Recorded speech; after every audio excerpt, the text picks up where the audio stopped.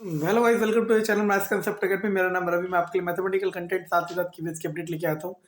तो जैसे कि मैंने एक प्रीवियस वीडियो में कहा था कि NP NEP national education policy and competition के लेवल को देख के या फिर टीचर की क्वालिटी को देख के ग्रेजुएशन में सब्जेक्ट कंसर्न ऐड होना चाहिए। ठीक है ना।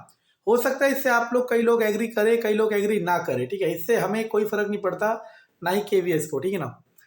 तो सुनो, मैं आपको एक एग्जांपल सेट करता हूँ। 2021 D triple S B TGT math की बात कर रहा हूँ।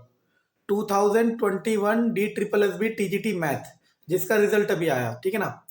उसके लिए पार्ट वन में, जिसमें सब्जेक्ट, एक सब्जेक्ट कंसर्न पार्ट था, एक जनरल पार्ट था। दोनों में कट ऑफ थी 40-40। इंडिविजुअल कट ऑफ कितनी थी? 40-40। सुनते रहे ना। और ओवरऑल कट ऑफ 80 था।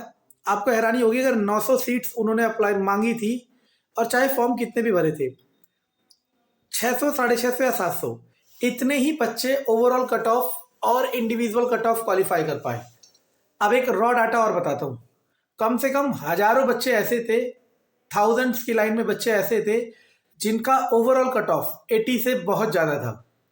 90 भी था, 85 भी था, 95 भी था, लेकिन उनका इंडिविजुअल कट ऑफ क्वालिफाई नहीं हुआ था। और वो भी किसका? सब्जेक्ट कंसर्न का, मैथ का। ऐसा क्यों हुआ? क्योंकि जितने भी यूट्यूब पे पढ़ा रहे थे या फिर जितने भी कोर्स चल रहे थे, वो प्रीवियस पैटर्न को फॉलो करके थे। प्रीवियस पैटर्न क्या था? आपका 11th 12th 9th 10th तक का पूछा जाएगा, तो बच्चे यही तैयार करके जा रहे थे और ऐसा ही हो रहा था। डी ट्रिपल एस में ही टीजीटी साइंस के पेपर को देखा जाए तो उसमें 9th 10th लेवल का ही आया है। ठीक है ना। लेकिन के D triple S B TGT math male वाले, फीमेल वाला मैंने देखा नहीं, शायद वो हो रहा हो। मैं मेल वाले की बात कर रहा हूँ, क्योंकि हमें तो कुछ सीखना है ना।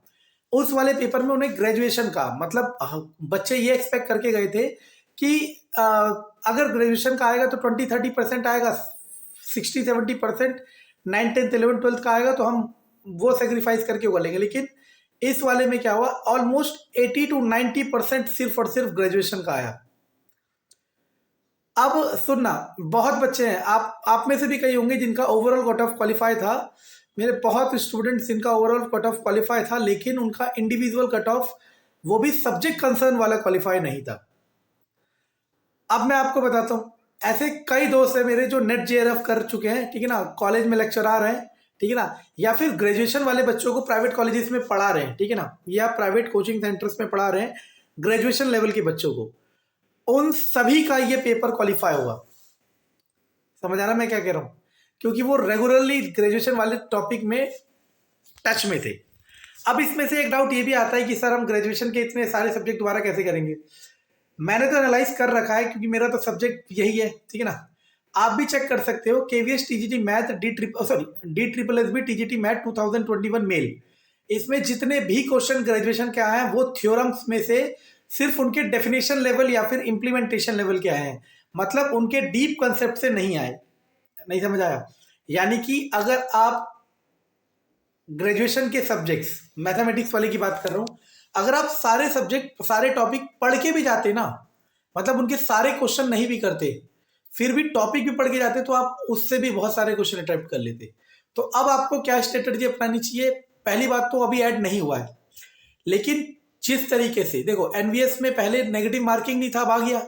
केवीएस में भी हो सकता है कि नेगेटिव मार्किंग आए, और ये भी हो सकता है कि टीजीटी में सब्जेक्ट कंसर्न ऐड हो, क्योंकि बिना सब्जेक्ट कंसर्न ऐड करे आप ये डिफाइन नहीं कर सकते कि कौन सा टीचर अपने सब्जेक्ट में अच्छा है, कौन सा नहीं है। समझ आया? तो मेरे हिसाब से आपको क्या करना चाहिए, आप जिस भी स्ट्रीम के हैं, जो भी आपकी पोस्ट हो टीजीटी में, आप अपने ग्रेजुएशन के सब्जेक्ट सिलेबस को एक बार पढ़ के जरूर जाना। और मैं तो कहूंगा कि पढ़ के ही रखना। मतलब बेसिक पहले तो वो करना ही है जो आपको नॉर्मल करना है, लेकिन ग्रेजुएशन का भी पढ़ के जाना है। ऐसा मैं क्यों कह रहा हूँ?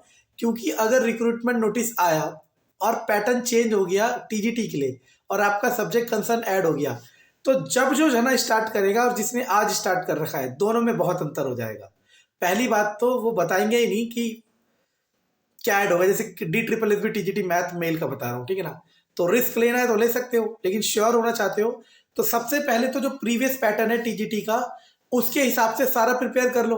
फिर आप जो सोचते हो ना, मैं क्या करूं मैं क्या करूं, आप अपने ग्रेजुएशन के सब्जेक्ट को भी अच्छा कर लो। ठीक है ना। यही मैं बताना चाह रहा हूँ। ठीक है ना। बाकी अगर इससे भी नहीं सीखना तो कोई भी नहीं सिखा सकता। ठीक है ना। कंटेंट पसंद आए तो लाइक शेयर सब्सक्राइब जरूर करें। Thank you.